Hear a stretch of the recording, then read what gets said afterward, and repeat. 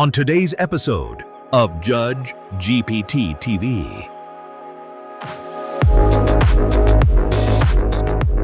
The township of Cobalt Creek sues to shut down the infamous Torched Person Festival, citing public health hazards and environmental chaos. But the organizers say it's all steam and slander, and they're counter-suing for obstruction.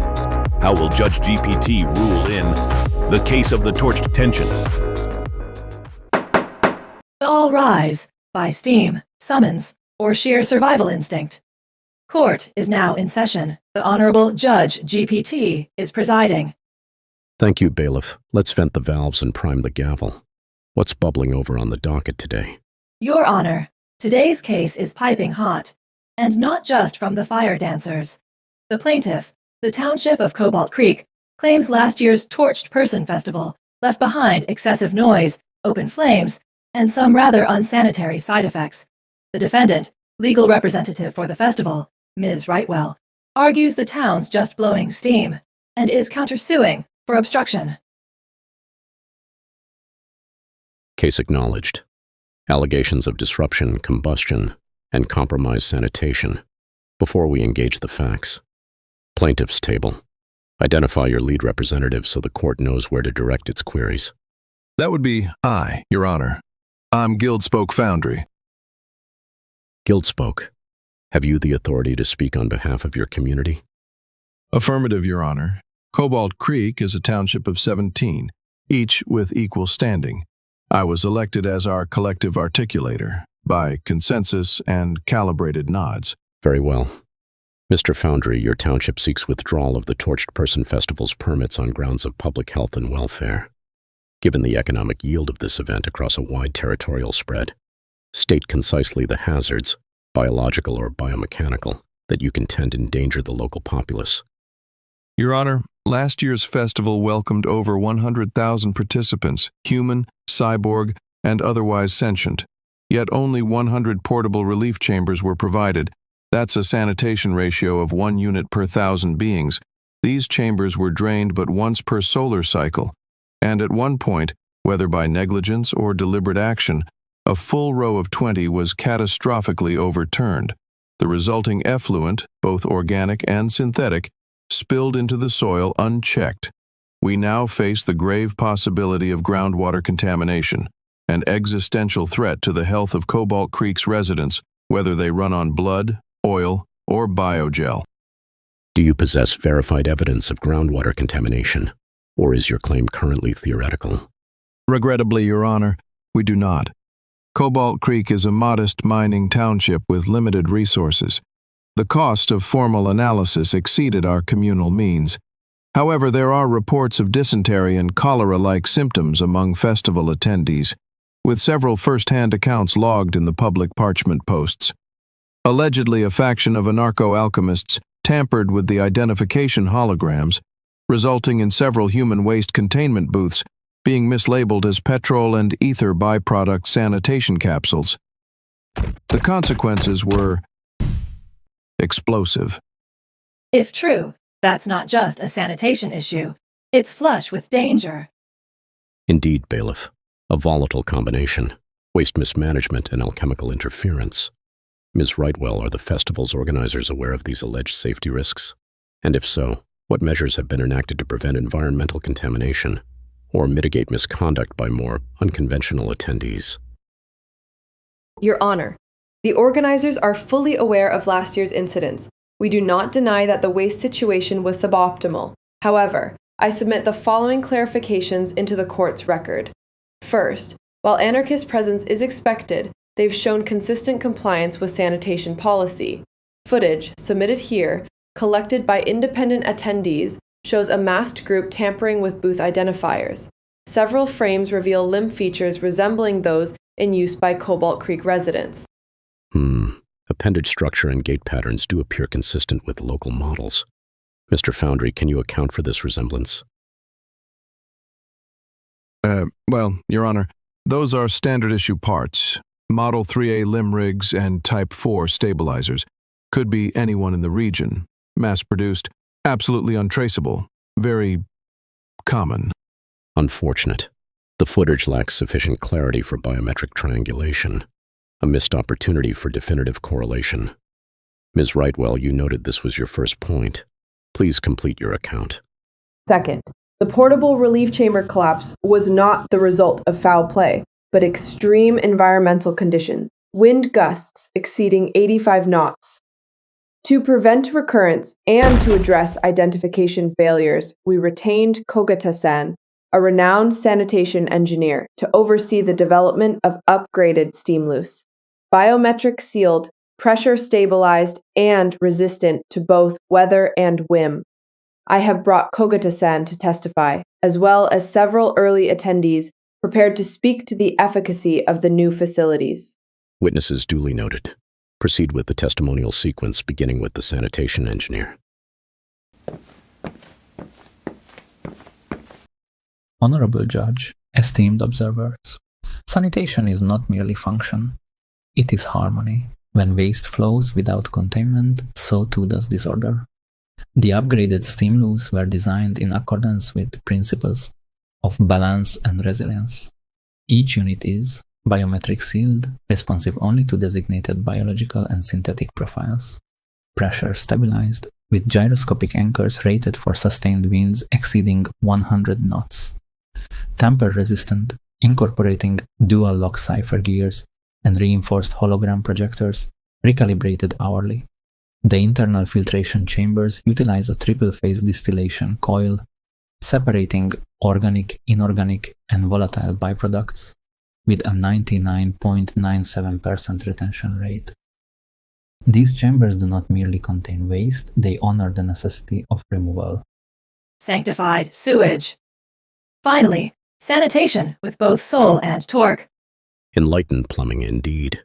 The court recognizes the design's spiritual ambition and hydraulic integrity. Let the additional witnesses approach and provide testimony relevant to the upgraded steam loos. Your Honor, my name is Aether Blossom. I'm a geriatric physioprosthetician, a mother, and a proud torture of 5 years standing. Torture? Someone who attends the Torched Person Festival, Your Honor. And I must object to Mr. Foundry's portrayal. It's deeply reductive. Tortures, by and large, are working professionals venting a bit of steam from the daily grind. We're doctors, lawyers, robotics engineers, entrepreneurs, and many of us even volunteer at gear gardens and municipal steam hubs. I myself am also a member of the Order of Disorderly Alchemists, and while our rituals may include spontaneous brass parades, fire-propelled mechanical marionettes, and other forms of choreographed chaos, they are conducted well within public health and safety parameters. Your clarification is recorded in the archive. Now, Ms. Blossom, please provide testimony regarding the upgraded steam loos. Briefly, that applies to all future witnesses. Of course, Your Honor. Apologies for the outburst. Having attended 5 torches, I can attest that the only true ordeal was always the bodily elimination logistics. But this year's steam loose, sir, they are nothing short of marvel. Each unit is equipped with a self-sealing waste funnel, oscillating dust repulsion field, and quad-nozzle steam sterilization cycle. They auto-clean before and after every use, and I swear they smelled faintly of lavender and ozone. Kogata-san is being modest.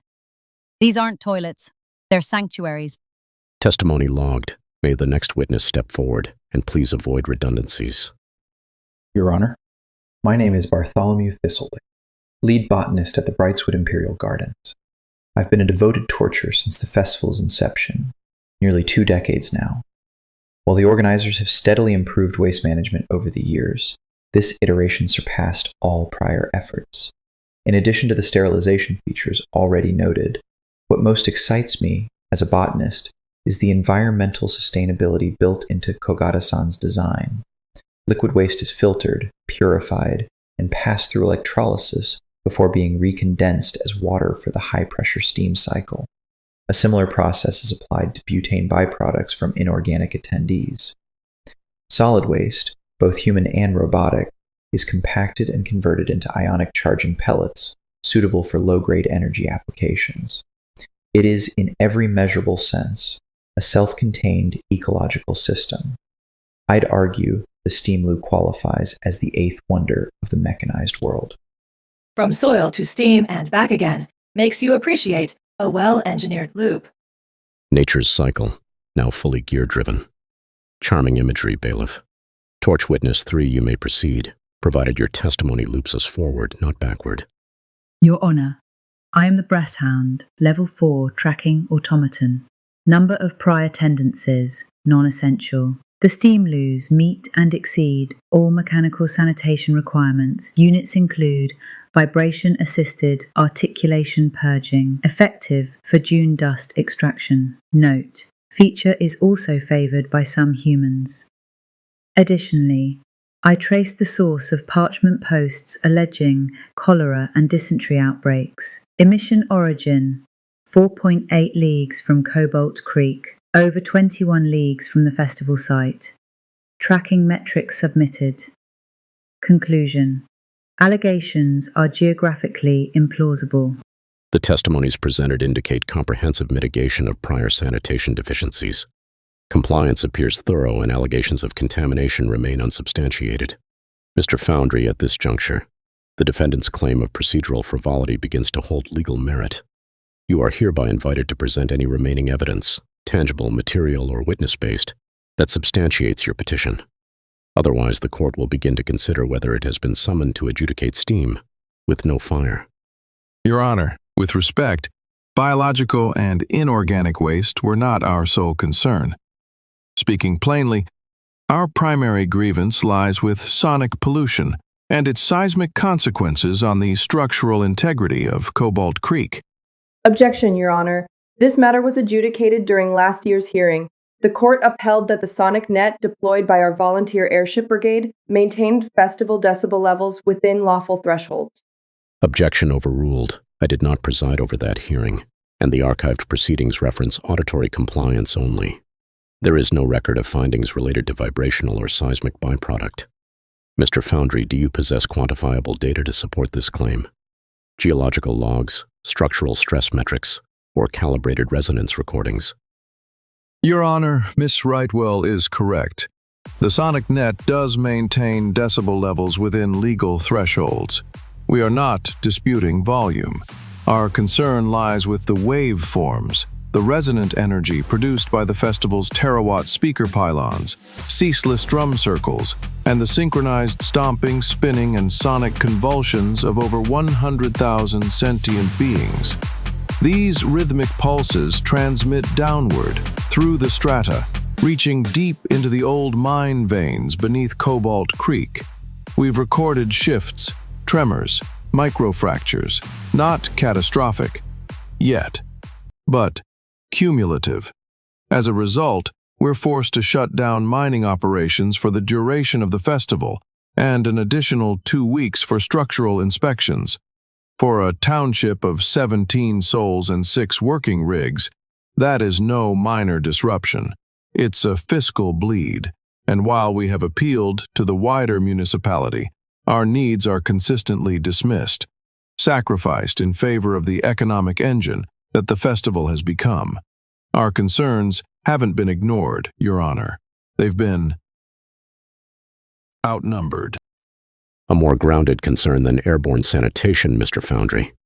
The court acknowledges the seriousness of subterranean risk, particularly in active mining zones. That said, emotional testimony, however sincere, is not equivalent to evidence.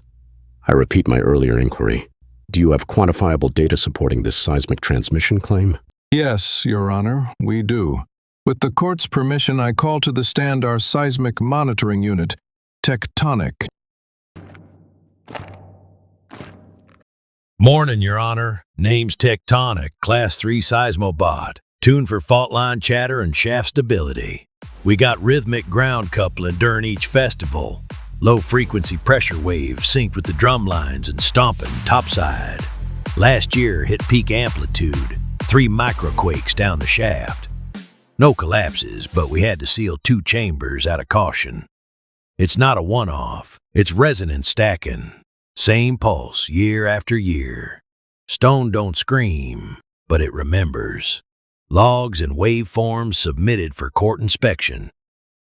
Waveforms corroborate low-frequency ground coupling and repeated subsurface oscillations consistent with resonance fatigue. Tectonic, your findings may not shift the legal bedrock, but they've certainly rattled the court's plates. 17 miners, 1 seismic situation. Surely there's room in the budget for a little compensation before things really start to shake. An astute observation, bailiff. Well-reasoned and economically sound. Ms. Rightwell, given the scale of participation and the festival's operational scope, would a compensation provision for the affected miners be feasible? Your Honor, while the sentiment is noted, the festival operates under a non-profit reinvestment charter. All proceeds are allocated toward improving the event's infrastructure, sustainability protocols, and immersive realm design. Last year's surplus funded the development of the Invisible Sound Net and the training of our volunteer airship brigade. This year's earnings were invested in the Steam Loose initiative, engineered in partnership with Kogata-san. Next year's budget is earmarked for an immersive performance by DJ Animatronics, featuring a pan-spatial holographic experience powered by steam-reactive light prisms. In short, we build forward, not outward. Your Honor, may I offer a possible compromise? The court recognizes Kogata-san. Proceed. Your Honor, a thought. The solution may lie within the waste itself. Each steam loop pellet holds trace elements, cobalt, copper, gifts left behind by synthetic and organic metabolism. Redirecting just 10% of the festival pellet yield to Cobalt Creek would match, perhaps surpass, their monthly mining output. No digging, no blasting, only extraction through ammonia drawn from urea already present within. It is the same cycle, reborn, from waste, wealth, from burden, balance. Mr. Foundry, would this proposal constitute an acceptable compromise on behalf of the township? Yes, Your Honor, it would. Cobalt Creek accepts the arrangement with gratitude and a touch of relief. Ms. Rightwell, do the festival organizers consent to the transfer of 10% of the solid waste pellet yield to Cobalt Creek as described? We do, Your Honor. The logistical framework can be implemented within the existing supply cycle. The organizers agree to the terms. Very well. That resolves the primary petition. Ms. Rightwell, before the court proceeds to adjournment, do you wish to pursue the countersuit, specifically the claim of defamation regarding the fabricated cholera and dysentery reports? Your Honor, the festival withdraws its countersuit. It appears that Ms. Blossom and her fellow anarcho-alchemists have transmuted the original falsehoods into a form of festival mythology. The tale of surviving a phantom cholera outbreak has improbably become a badge of honor among returning tortures. This narrative, though entirely fabricated, has heightened interest and contributed to increased ticket sales for the upcoming festival. Given these unforeseen benefits, the organizers see no further need to pursue defamation claims. Upon full review of testimony, data, and expert analysis, the court finds in favor of the defendant. The petition brought by the Township of Cobalt Creek is hereby dismissed. All administrative holds on the Torched Person Festival permits are lifted. The event may proceed as scheduled. The court recognizes the defendant's voluntary agreement to allocate 10% of the steam loop pellet yield to Cobalt Creek, a solution both sustainable and mutually beneficial.